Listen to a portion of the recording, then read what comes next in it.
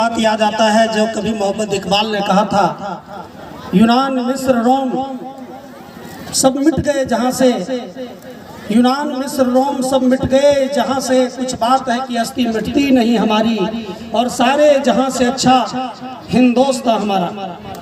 मित्रों, हिंदुस्तान एक ऐसी उर्वर भूमि है, एक ऐसे उपजाऊ भूमि है कि यह अन्य देशों की तरह भले टेक्निकल विकास किया हो ना किया हो, हवाई जहाज बनाया कि नहीं बनाया, लेकिन यह भारत ऐसी भूमि है जहाँ कभी संतों को, कभी सुधारकों को, कभी ऋषियों को, कभी महापुरुषों को, कभी गांधी को, कभी विनोबा को, कभी मोहम्मद इकबाल को और अब्दुल हमीद को, अशफाक उल्लाह खां को यह भारत माता अपने कोख से पैदा करती है और दुनिया के सामने चमत्कार पैदा करती है। एक योद्धा सन्यासी 1893 को जब यात्रा करता है अपना, और उसमें एक महिला मिलती है कि स्वामी जी अब जा रहे हैं, आप कहाँ रुकेंगे अमेरिका में? उन्होंने कहा, बहन जी अपना एक आप पता लिख कर दे दो। पता लिख देने के बाद उन्होंने, स्वामी जी ने महिला की ओर अपना पर्ची बढ़ाते हुए बोला, यही हमारा वो दोस्त है जिनके हमको रुकना है। अर्थात मित्रों, ये भारत की जो परिचय है वो धन के मामले में और चीजों के मामले में तो हम नहीं कह सकते हैं, लेकिन यह भारत एक ऐसा आत्मबल संपन्न देश है। जब 1932 में गांधी जी गए थे गोलमेज सम्मेलन के लिए, तो वहाँ के जो महाराजा थे, महारानी थी, और जो चर्चिल थे उस समय का प्रधानमंत्री, वहाँ कहते हैं एक ड्रेस कोड होता है, जब किसी राज्यपाल से आप मिलने के लिए जाएं तो उसके अनुसार कि आप टच नहीं करेंगे, छुएंगे नहीं, दूर से बात करेंगे, समय होगा तो आपको। गांधी के सामने प्रस्ताव आया, बोला गांधी आ गया है जो हिंदुस्तान के हर गलियों को जगाया है, वह आप लोगों के बीच कैसा है? बोलो ड्रेस कोड पहनने के लिए तैयार नहीं है, वो गांधी है सो आधा धोती पहने हुए है, तो बोला नहीं मिलेंगे। बोला जब इस ड्रेस कोड में हमको मिलने नहीं दिया जाएगा तो हम वापस लौटते हैं। अंत में बोला नहीं, उस गांधी को देखना चाहते हैं जो ने हिंदुस्तान के हर गलियों में रघुपति राघव राजा राम, अल्लाह ईश्वर तेरो नाम और सबको सम्मति दे भगवान, सबको सम्मति दे भगवान का उद्घोष किया है। उस गांधी को देखना चाहता है।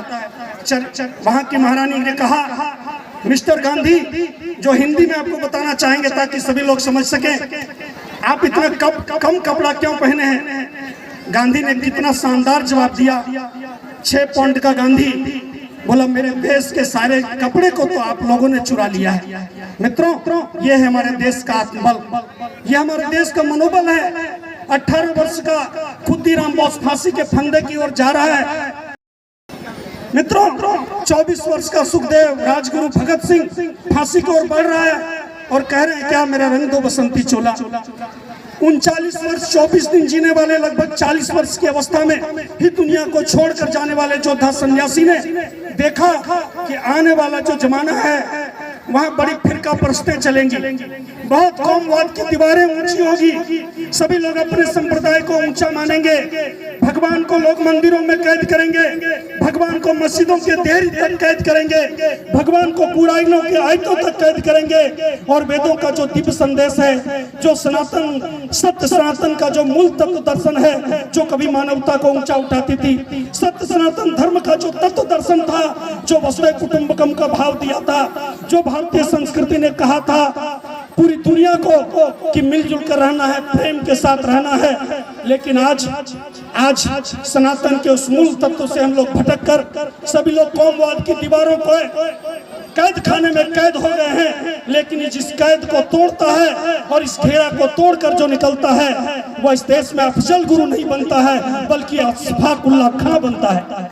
जो इस कैद की दीवारों को तोड़ता है वो मसूद अजहर नहीं बनता है, बल्कि मोहम्मद इकबाल बनता है, जो कहता है मेरा रंग दो बसंती चोला। जो इस कैद के घोरंदों में कैद होता है वो कहते हैं वो कसाब नहीं बनता है, बल्कि इस दीवारों को तोड़ने वाला मोहम्मद कलाम बनता है, और मिसाइल मैन का परीक्षण करके एक ऐसा इतिहास बनाता है कि अन्य महापुरुषों के, अन्य राष्ट्रपतियों के जन्म दिवस को हम केवल हिंदुस्तान की गलियों में मनाते हैं, लेकिन वह काका कलाम जब एनडीए का एग्जाम देने गए कहते हैं इंटरव्यू में उनको छांट दिया गया, फेल हो गए।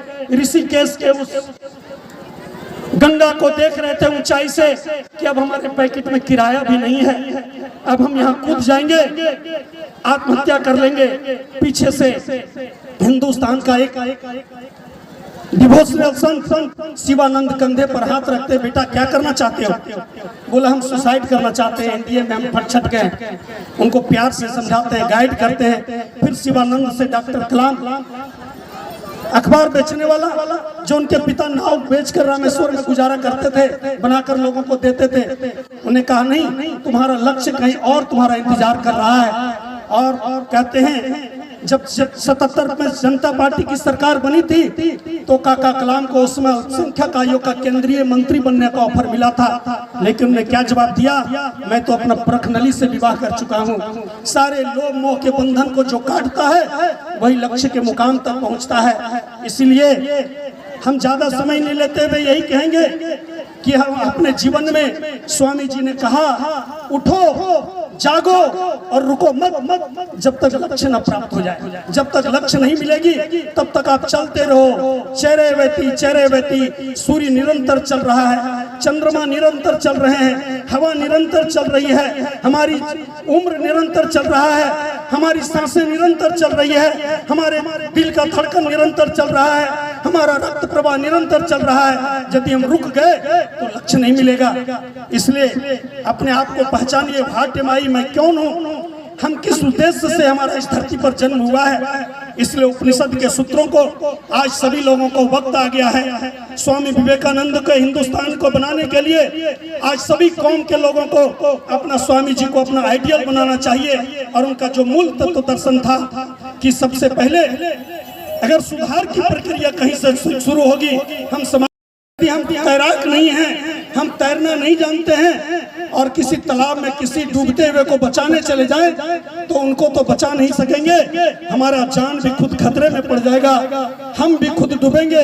हम तो डूबे सनम तुम्हें भी ले डूबेंगे। आज ऐसा ही चल रहा है। इसलिए आज वक्त की नजाकत है कि आज का जो राक्षस है, आज के जो ज्वलन मुद्दे हैं, आज की जो समस्याएं हैं, उस समस्या के समाधान में यदि हमारी जवानी लगती है, उस समस्या के समाधान में अपनी हमारी ऊर्जा लगती है, अपना ताकत लगता है, तो आप समझ लीजिए कि हमारी जवानी सार्थक हो गई। नहीं तो जवानी लगी हुई कहाँ?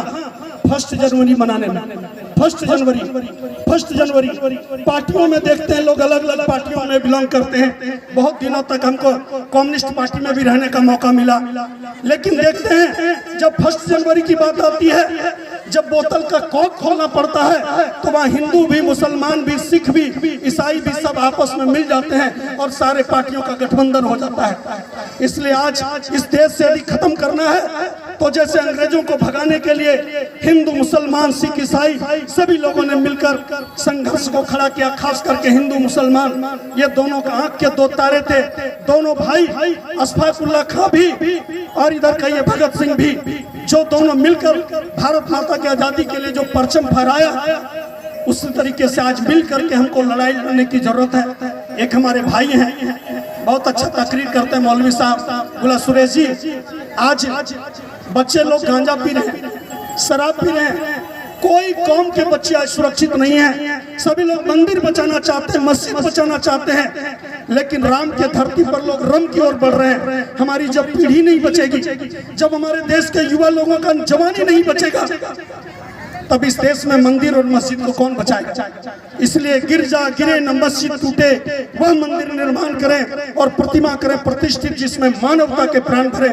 आपको एक जानकारी दे दें कि भी डॉक्टर चिन्मय पंड्या जी, जो हमारे वाइस चांसलर हैं देव संस्कृति विश्वविद्यालय के, अभी इनको दुबई में अरब अमीरात के लगभग वहाँ के जितने धर्मगुरु थे, वहाँ के जितने राष्ट्रपति थे, प्रधानमंत्री थे, 7 देशों के मुस्लिम राष्ट्रपति, उलेमा, धर्मगुरु के बीच में 13 जनवरी 2022 को चिन्मय जी चीफ गेस्ट के रूप में गए।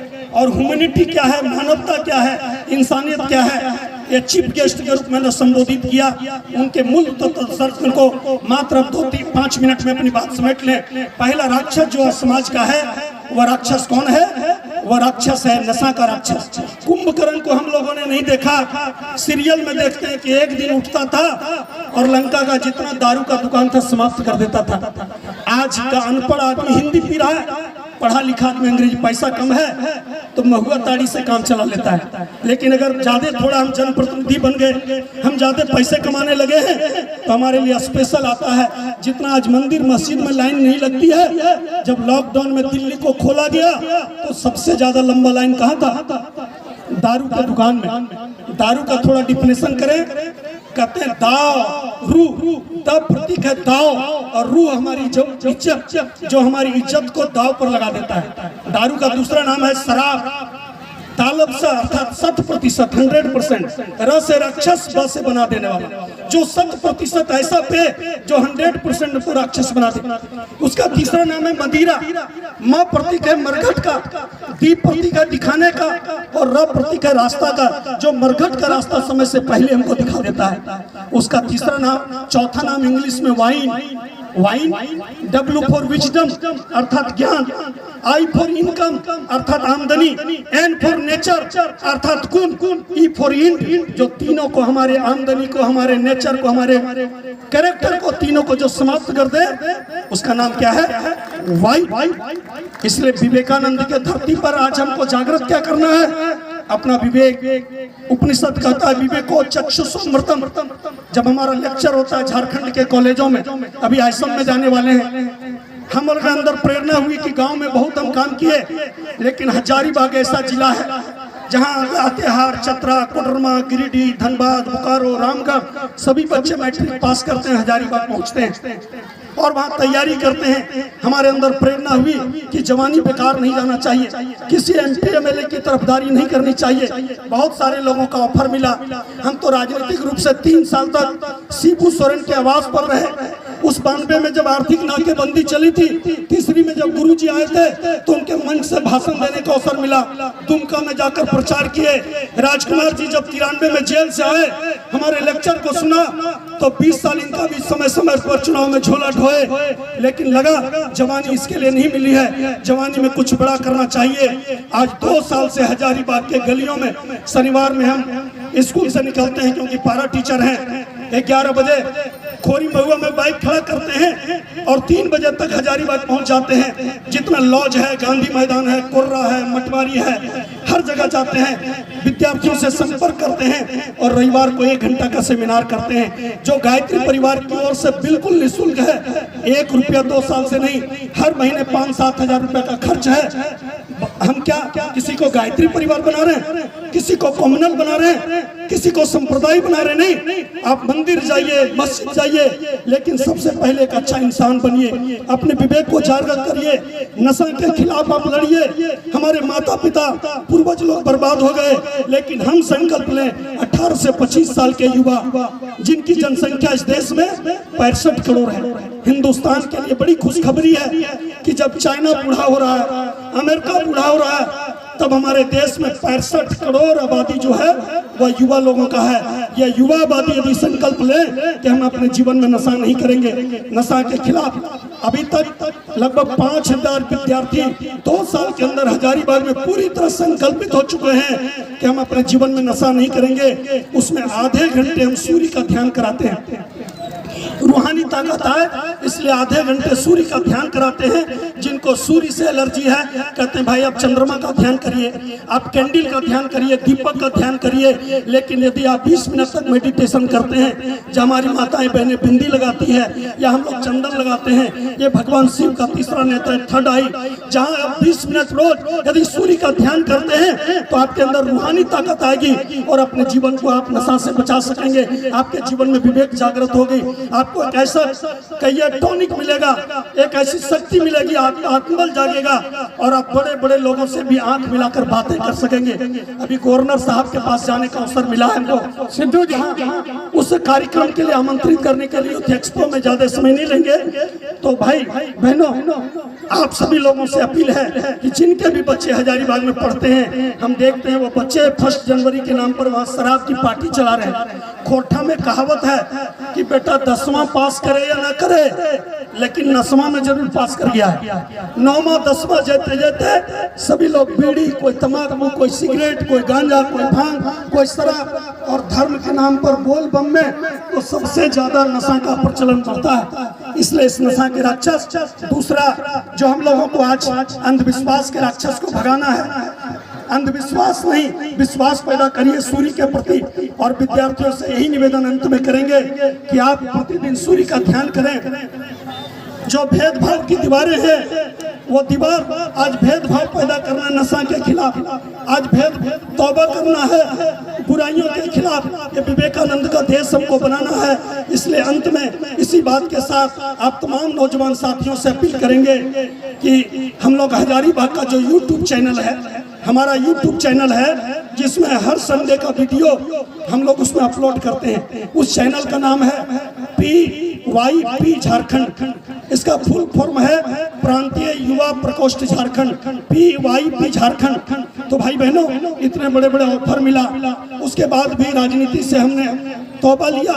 इसका मतलब यही था कि भगत सिंह यदि जमींदारी करते, जमींदार के बेटा थे, और विवेकानंद वकील के बेटा थे, यदि वकालत किए रहते तो इतिहास का पन्ना कुछ और हो गया रहता। हम भी उसी विवेकानंद के रास्ते पर चलेंगे, भगत सिंह के रास्ते पर चलेंगे। और इसलिए अंत में यहाँ के तमाम मुखिया जी, सफदर अली जी, हम लोग के जिला परिषद भाई इमरान जी, क्रिकेट के प्रभारी सर, हम लोग के गुरु जी, हाई स्कूल के पूर्व प्रधानाध्यापक अयोध्या सर जी, सागर सर जी, और हमारे जितने भी यहाँ प्रतिनिधिगण हैं, सबको नवन भाई बन तो नहीं जानते हैं। हम लोग के गायत्री वार के युवा प्रभारी अनिल जी एवं तमाम माता बहनों को, अभिलेष जी और तमाम संचालक महोदय को, इस विवेकानंद कोचिंग सेंटर को ये धन्यवाद देंगे, शुक्रिया देंगे कि आज समाज में ऐसी जागरूकता फैलाने की जरूरत है, तभी हम अपने जीवन में सुकून और शांति पा सकेंगे।